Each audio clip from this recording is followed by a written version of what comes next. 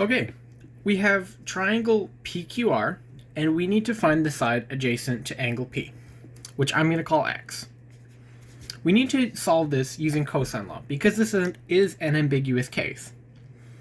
And to solve it using cosine law, we have to first think of what the formula is.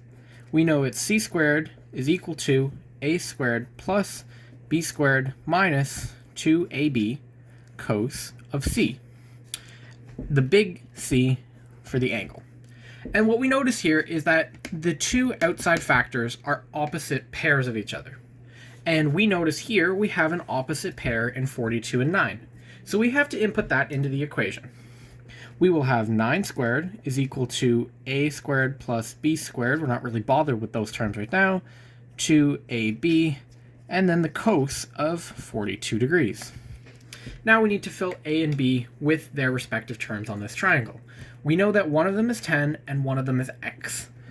And we're going to solve for the x. So we'll have 9 squared is equal to 10 squared plus x squared minus 2 times 10 times x times the cos of 42 degrees. Now we need to evaluate this expression. We will have 81 is equal to 100 plus x squared minus 20 times the cos of 42, which ends up being 0.743144825. Yes, all of those decimals do end up actually being important. And then times x.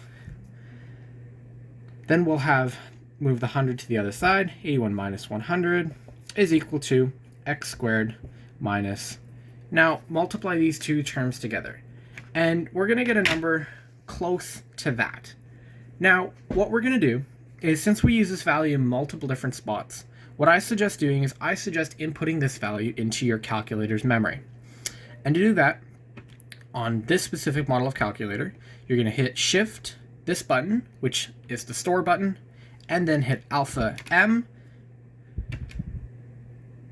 and that stores it into the memory. So now whenever we call up our memory, that's the number we have. And that's the number we need. So, negative 14.86289651x. Now that we have that, let's make it equal to 0. 0 is equal to x squared minus 14.862899651x plus 19, because that's 81 minus 100 is negative 19. Switch it over to the other side, becomes positive. Now, what we need to do is we need to quad formula it.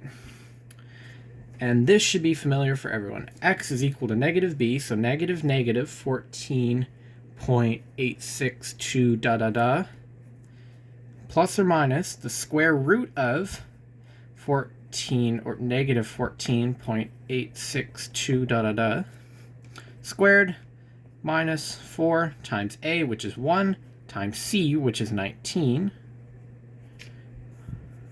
Make sure you have it on the root. And then all over 2 times 1. Now, because we're using this number multiple times, this is why I want to use the memory function. You could use the answer function, but I find using the memory function is helpful at times.